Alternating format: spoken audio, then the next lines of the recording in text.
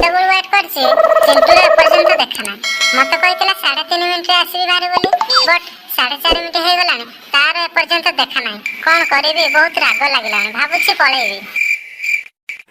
ହାଏ ସରି यार, ମୋର ଆସିବାର ଟିକେ ଲେଟ୍ ହେଇଗଲା। ଯାଅ, ମୁଁ ତୁମ ସହିତ କଥା ହେବିନି, ତୁମ ଉପରେ ମୁଁ ବହୁତ ରାଗିଛି ହେଲା।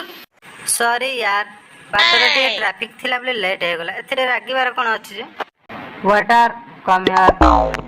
ହଉ, କଣ ଖାଇବ କୁହ, ଅର୍ଡର ଦିଅ। ମୁଁ ଖାଇବି ଆଳୁଚପ, ବରା, ଦହିବରା, ଗୁପଚୁପ ଆଉ ପାନିପୁରୀ। छोटी बच्ची हो क्या? ଓହୋ, ମ୍ୟାଡାମ କହିଲେ ସେ ଖାଇବେ, ଆପଣଙ୍କର କଣ ଗଲା ମ?